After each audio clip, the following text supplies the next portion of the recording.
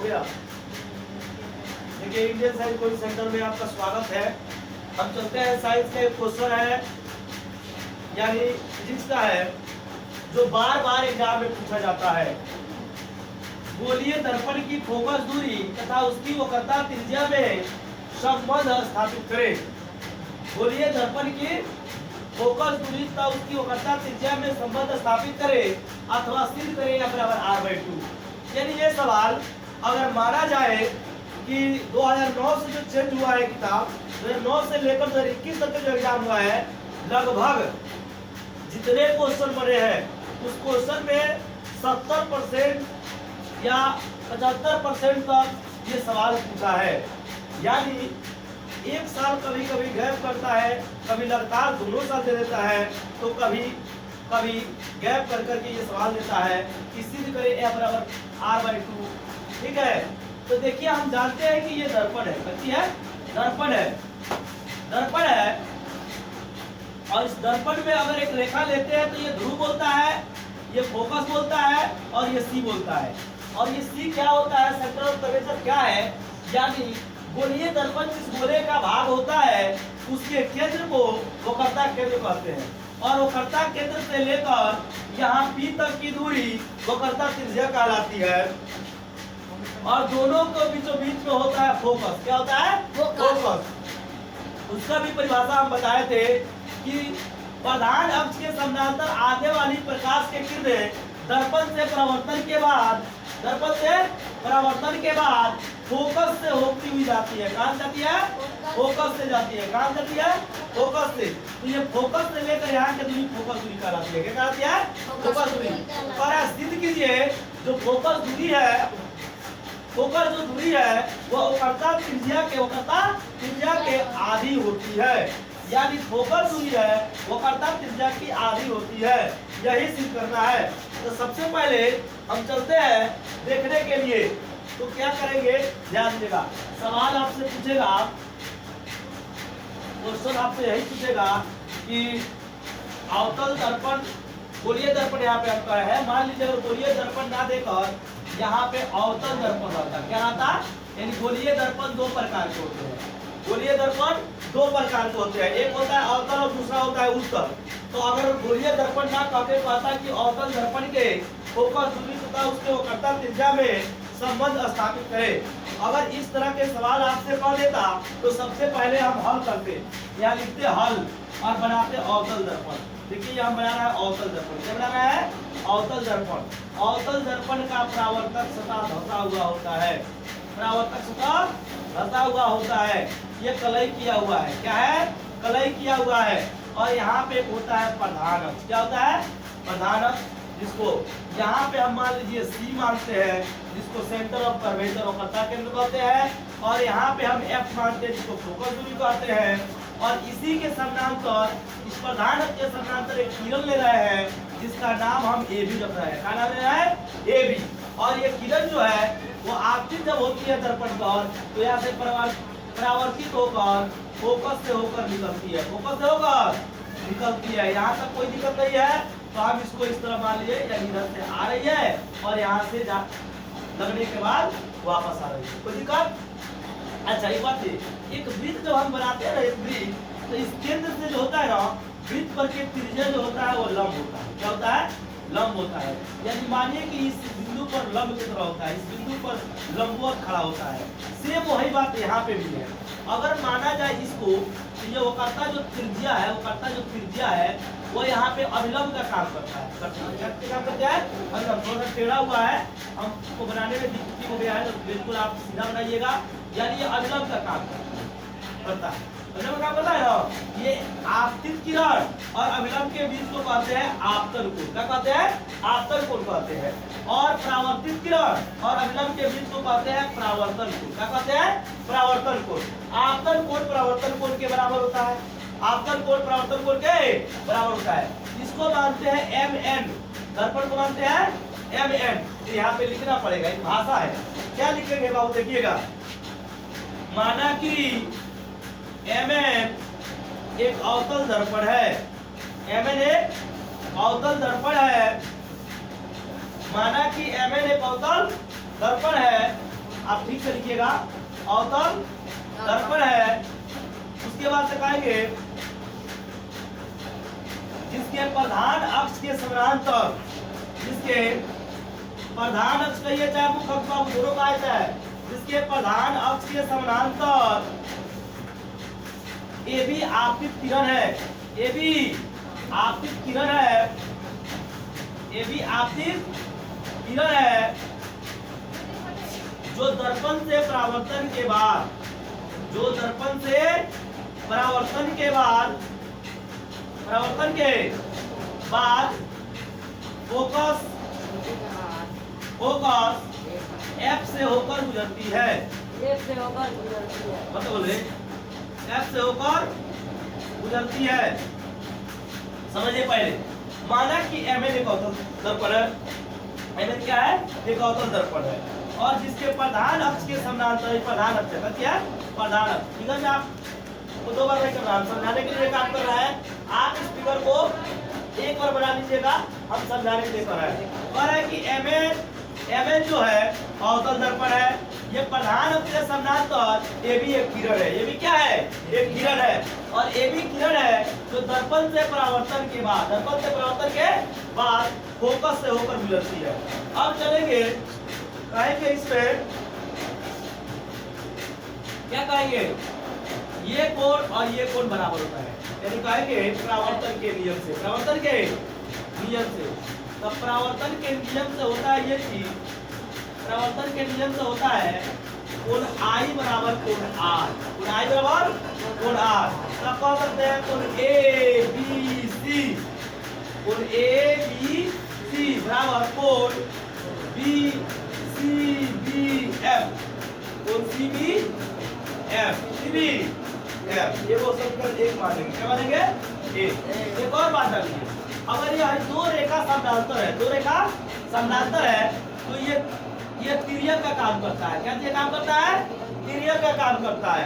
अगर दो रेखा समानांतर है तो ये रेखा जो है तिर्यक का काम करता है, तिर्यक का काम करता है, तो ये कोण एकांतर अंतर से ये कोण और ये कोण बराबर होता है, यानी वो कोण और ये कोण बराबर होता है। अब बताइए ये कोण बराबर होता है इस कोण के कथी से, एकांतर अंतर कोण से। तो हम यहाँ पे कहेंगे, जानते हैं क्या कहेंगे, कहेंगे कोण ए बी सी, कोण ए बी सी यानी हाई कोण, अब बी सी एफ यानी ये कोण बराबर होगा कोण बी सी एफ काची से, एकांतर अंतःकोण, एकांतर अंतःकोण से। यानी दो रेखाएं जब समानांतर होती है तो एक तिर्यक रेखा जब खींचा जाता है तो उनके एकांतर अंतःकोण बराबर होते हैं। क्या होते हैं, बराबर होते हैं। तो चलिए, तो कोण ए बी सी, कोण बी सी एफ एकांतर अंतःकोण से बराबर होंगे, क्या होंगे, बराबर होंगे। और जब बराबर होंगे तो हम कहेंगे कोण आई बराबर है कोण आर का, और कोण आई ए बराबर है कोण इसका। तो ये और ये क्या होंगे, बराबर होंगे, क्या होंगे, बराबर होंगे। या आप यहाँ भी कह सकते हैं कि ए बी सी बराबर है सी बी एफ का, ए बी सी बराबर है सी बी एफ का, और ए बी एस सी बराबर है बी सी एफ के। तो अगर ये कोण इसी के बराबर और एबीसी फिर इसी के बराबर, तो क्या ये और ये बराबर नहीं होंगे। इसको समीकरण हम 2 मान लेते हैं, क्या मान लेते हैं, 2। तो कहेंगे समीकरण 1 और 2 से, समीकरण 1 और तो समीकरण 1 और 2 से जब हम चलेंगे, 2 से चलेंगे तो कहेंगे कोण सी बी एफ बराबर कोण बी सी एफ, कोण सी बी एफ बराबर कोण बी सी एफ, यानी कहेंगे कोण सी बी एफ यानी ये कोण बराबर है कोण बी सी एफ ये कोण, और ये कोण और ये कोण बराबर है, क्या हो गया, बराबर है।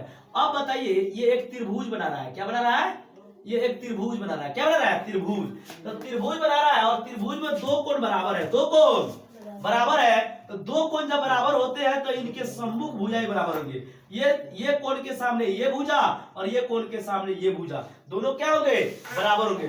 9वीं क्लास के मैथ में पढ़ना था कि एक त्रिभुज के जब दो कोण बराबर होते हैं तो उनकी सम्मुख भुजाएं भी बराबर होती है। यानी समान भुजा की सम्मुख कोण बराबर होते हैं या समान कोण के सम्मुख भुजा बराबर होते हैं। अगर दोनों कोण बराबर हो तो उनके सामने के भुजा भी बराबर होती है। तो हम कह नहीं सकते हैं बाबू ये कोण और ये कोण बराबर होगा, तो कह सकते हैं सी एफ बराबर बी एफ, सी एफ बराबर बी एफ का है। इसलिए कहेंगे कि समान कोण के सम्मुख भुजा, समान कोण के सम्मुख भुजा यानी सम्मुख के सामने की भुजा बराबर होते हैं, बराबर होते हैं। समान कोण के सम्मुख भुजा बराबर होते हैं। अब चलते हैं बाबू देखने के लिए, जब ये भुजा और ये भुजा बराबर हो गया तो क्या हमको और बराबर नहीं दिख रहा है? तो सुनिए क्या है, कहेंगे यदि b p के करीब होता है, यदि b p के करीब होता, p के करीब होता तो ये कोण, ये भुजा और ये भुजा बराबर होता। कहेंगे यदि बिंदु b p के नजदीक हो तो, बिंदु b p के नजदीक हो तो कह सकते हैं pf बराबर bf, pf बराबर bf, यानी ये pf बराबर होता bf के, ये pf बराबर होता bf के, कथी के bf के। अब चलिए इसको मान लेंगे समीकरण 3, क्या मान लेते हैं समीकरण 3, और इसको मान लेते हैं समीकरण 4, समीकरण 4। देखिए bf बराबर है cf के, अब bf बराबर है pf के, खूब गौर से सुनिएगा, bf बराबर है cf के, अब bf बराबर है pf के, तो कहेंगे अगर ये दोनों, ये इसके बराबर और ये इसके बराबर, तो ये दोनों क्या होंगे? बराबर होंगे। क्या होंगे? बराबर।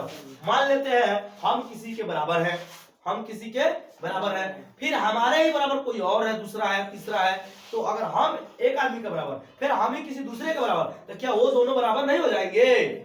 हो जाएंगे। तो उसी तरह बराबर है, बात है bf बराबर है pf के और bf बराबर है cf के, तो cf और pf क्या होंगे? बराबर होंगे। कहेंगे समीकरण 3 और 4 से, समीकरण 3 और 4 से, 3 और 4 से चलेंगे तो कहेंगे pf बराबर cf, pf बराबर cf, pf बराबर cf, चाहे cf बराबर pf, हम बराबर तुम या तुम बराबर हम, बात एक ही है। अब चलते हैं, कोई किसी को कोई कहीं लिखे, पहले लिखे, बाद में लिखे, कोई दिक्कत नहीं है। अब चलते हैं, हमको साबित क्या करना था, हम कहे थे कि फोकस और P के बीच को फोकस दूरी कहते हैं, जिसको स्मॉल f से सूचित किया जाता है। हम कहे थे P और C यानी सेंटर ऑफ कर्वेचर यानी वक्रता केंद्र और पोल के बीच की दूरी को वक्रता त्रिज्या कहते हैं, इसको बड़ा R से यानी कैपिटल R से सूचित किया जाता है। तो हमको क्या देखना है बाबू? PC देखना है। क्या हम नहीं कह सकते हैं PC बराबर है PF और CF के, PC बराबर है PF और CF के, यानी इतना बराबर है इतना और इतना के, इतना बराबर है इतना और इतना के, तो हम कहते हैं PC बराबर है PF और प्लस CF के, PF प्लस CF के। तो PC को कहेंगे R, PC को क्या कहेंगे? R। PF कहेंगे, एक PF लिख देंगे, अब प्लस CF किसके बराबर है? PF के बराबर है। CF किसके बराबर है? PF के, तो CF के पास भी हम PF लिखेंगे। अभी हम PC को PC रहने दीजिए, कोई दिक्कत नहीं है, सॉरी, PC को PC रहने दीजिए। हमने PC को PC छोड़ा, बराबर का बराबर PF और CF के बराबर ही PF है, तो क्या हम CF के बराबर PF नहीं लिख सकते हैं? अगर हम लिख दिए तो कहेंगे PC बराबर एगो PF, एगो आम दूगो आम, दूगो नीचे नहीं होगा, एगो PF दूगो PF।